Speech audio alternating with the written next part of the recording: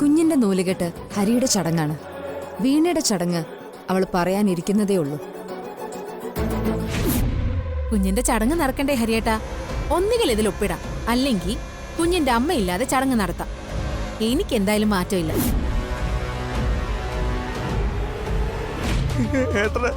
എന്റെ ഏട്ടനെ വീട്ടിലേക്ക് കൊണ്ടുപോകണം.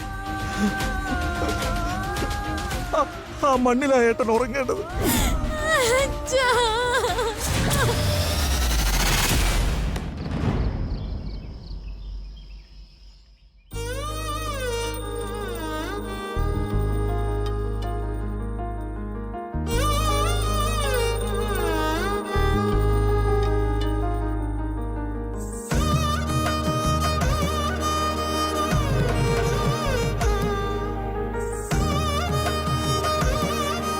അമ്മാവന് സന്തോഷമായില്ലേ?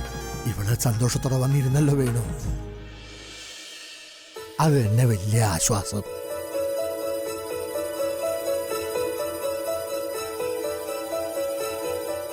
ആ എന്നാ പിന്നെ നമുക്ക് നൂലോട്ട് തുടങ്ങാം. ആ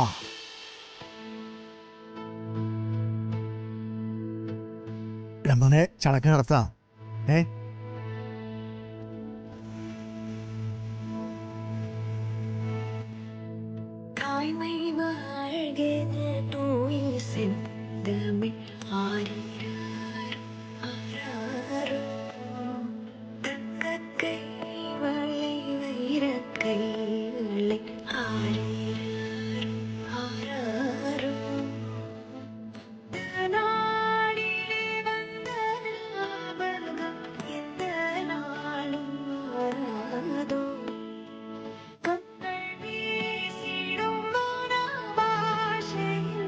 അല്ല, കുഞ്ഞിന് പേരിടണ്ടേ? എന്താ പേര് കണ്ടുവച്ചിരിക്കുന്നത്? കുഞ്ഞിന് അമ്മൂമ്മയുടെ പേരാ ഇടുന്നത്. ആ അതെന്തായാലും നല്ല തീരുമാനാ, നല്ല പേരാ. എടാ മോനെ, കുഞ്ഞിന്റെ പേര് 3 പ്രാവശ്യം ചെവിയിൽ വിളിക്കണം. ഒരു കാത് പൊത്തി വേണം വിളിക്കാൻ. ആ വേണു, ഒരു വെറ്റിലെടുത്തു കൊടുക്ക്. എന്താ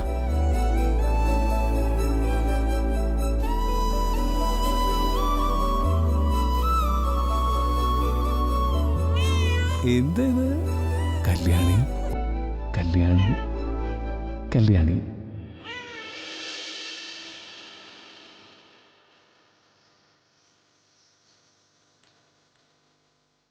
ഇനി നീ ഒച്ചത്തി പറ, പേര് പറ. കല്യാണി. ആ കല്യാണിക്കുട്ടി, കല്യാണിക്കുട്ടി. ഓ ഓ ഓ ഓ എന്താ ഇത്? ഓ ഓ ഓ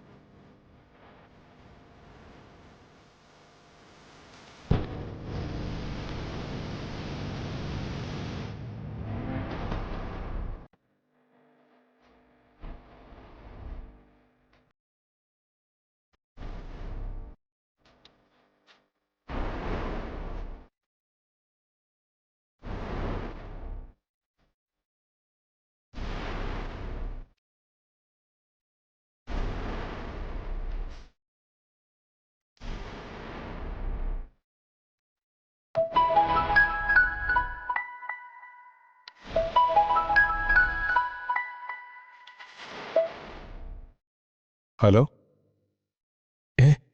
എപ്പോ?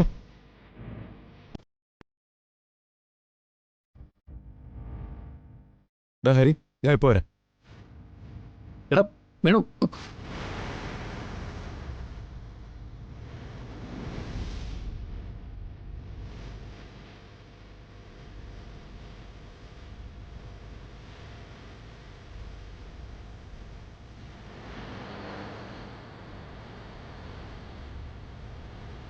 ആ പറഞ്ഞു. ആ എപ്പോ? ആ ഞങ്ങൾ എന്തായാലും വരാം. അവിടെ ഉണ്ടാവില്ലേ? ശരി, നോക്കോളാം.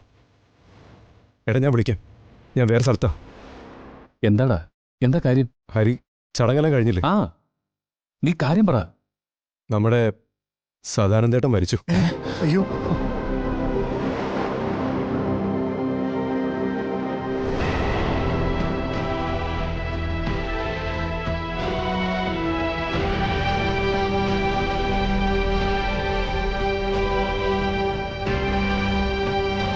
മോളുടെ വീട്ടിലായിരുന്നു അവിടെ വെച്ചാ സംഭവിച്ചത്. ഇന്ന് രാവിലെ ആയിരുന്നു. ഇങ്ങോട്ട് കൊണ്ടുവന്നിട്ടുണ്ടെന്ന് പറഞ്ഞു. എടാ കഷ്ടമായല്ലോ. കുറച്ചു ദിവസം മുമ്പ് കാണുമ്പോ ആള് വളരെ ഉത്സാഹത്തിലായിരുന്നു. അമ്മാവ, എനിക്കൊന്ന് അങ്ങോട്ട് പോണം. ആ, ആളിന് എന്നെ അത്രയ്ക്ക് ഇഷ്ടമായിരുന്നു. ആശുപത്രി വെച്ച് പോലും നിന്റെ അടുത്ത് വന്ന് ഒരുപാട് സങ്കടം പറഞ്ഞതല്ലേടാ. നീ പൊയ്ക്കോ, ഇവിടത്തെ കാര്യം ഞാൻ നോക്കിക്കോളാം. എടാ, നീ പോയിട്ട് വാടാ, വിഷമിക്കണ്ട. ഞാനിപ്പോ വരാവേ അമ്മാവ. ആ,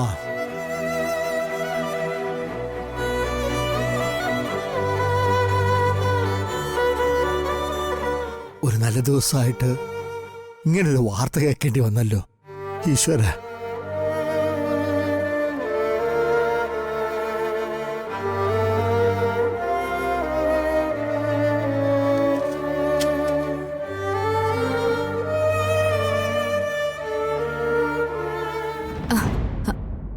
മാറ്.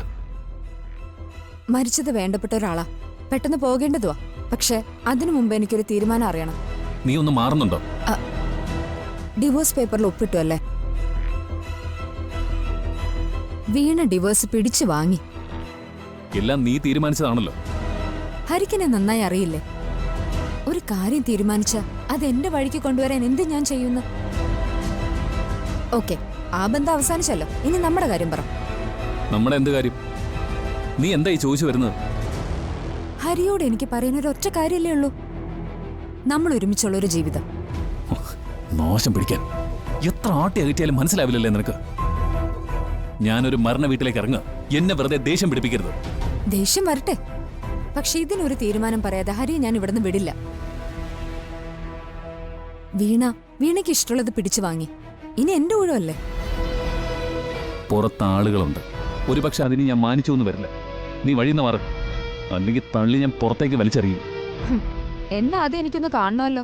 തൽക്കാലം ഹരിയെ പുറത്തേക്ക് വിടാൻ ഞാൻ ഉദ്ദേശിക്കുന്നില്ല. നിങ്ങളോട് മാറാനല്ലേടി പറഞ്ഞത്? ഹരിയെ ഞാൻ വിടില്ല. മാറാനല്ല പറഞ്ഞത്.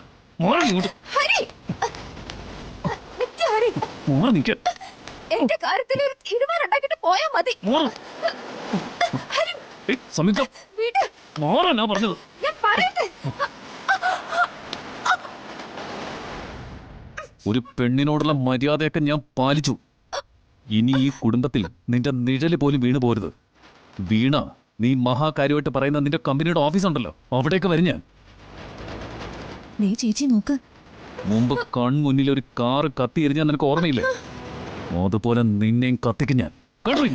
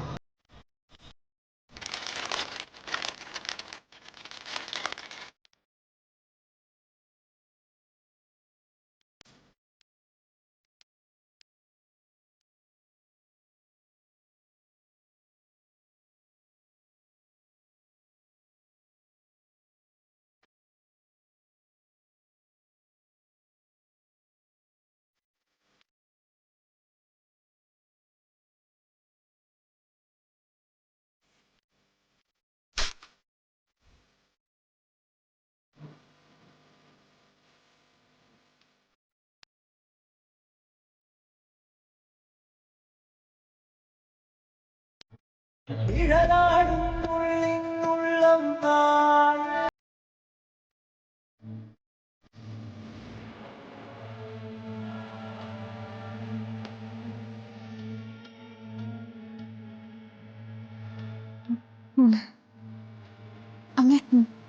അച്ഛന്റെ മുഖത്ത് ഈച്ച വന്നിരിക്കുന്നു. എനിക്കിവിടുന്ന് മാറിക്കൂടാ, മാറിക്കൂടാ.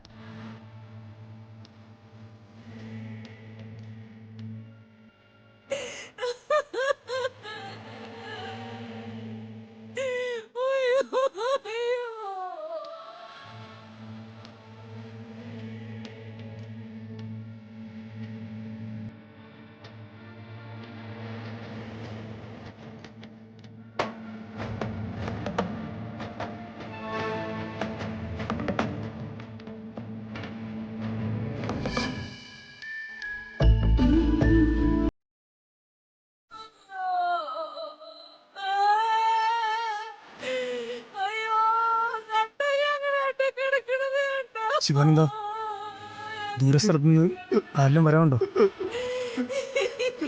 ഇല്ല. എന്നാ പിന്നെ ചടങ്ങുകൾ തുടങ്ങിയാലോ? വൈകിപ്പിക്കണ്ട.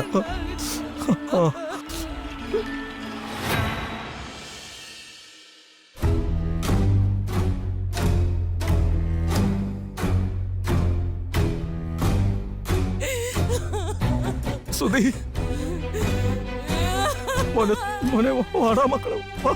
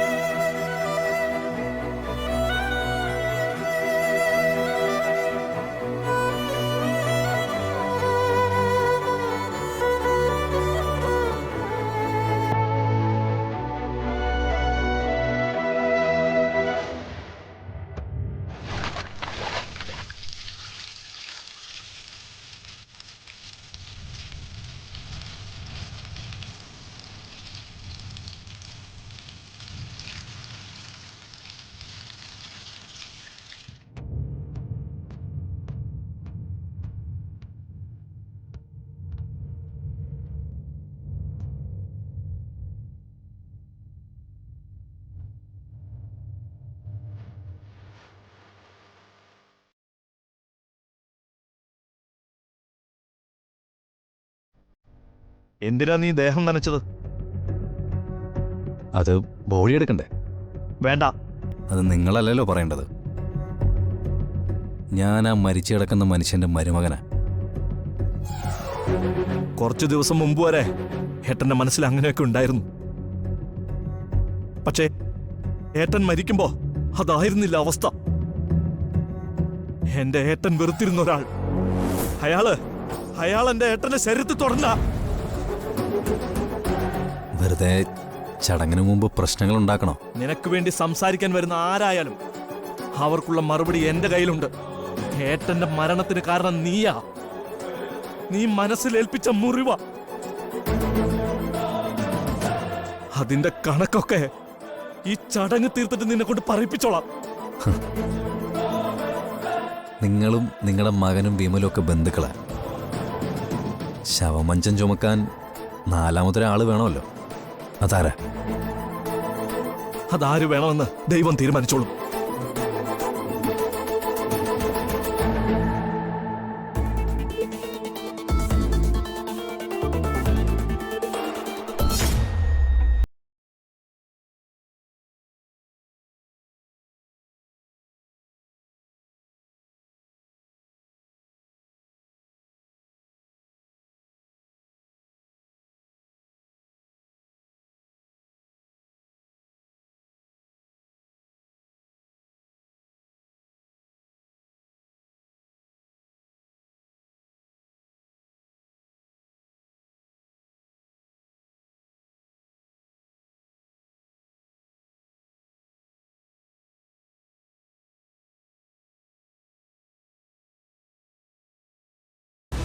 പറയാനാണെങ്കിൽ ഒരുപാടുണ്ട് ഹരി. ഹോസ്പിറ്റലിൽ എൻ്റെ അടുത്ത് വന്നിരുന്നു. കുറേ കാര്യങ്ങളൊക്കെ പറഞ്ഞ് കരയുകയും ചെയ്തു. അതേടോ, ഉള്ളിൽ മുഴുവൻ സങ്കടമായിരുന്നു.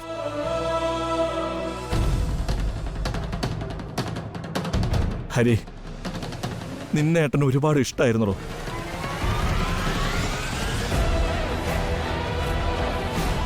എപ്പോഴും സംസാരിക്കുന്നത് ബഹുമാനത്തോടെ.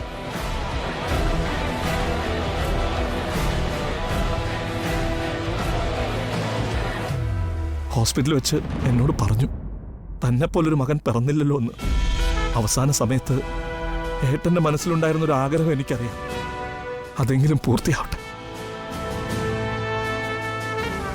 ഏട്ടൻ്റെ ബോഡി എടുക്കുമ്പോൾ ഞങ്ങളുടെ കൂടെ താൻ ഉണ്ടാവണം. ഏട്ടൻ്റെ ആത്മാവ് അത് കണ്ട് സന്തോഷിക്കട്ടെ. ശിവേട്ടൻ ഇങ്ങനൊരു തീരുമാനം പറഞ്ഞ ഞാനതിനെതിരെ പറയില്ല.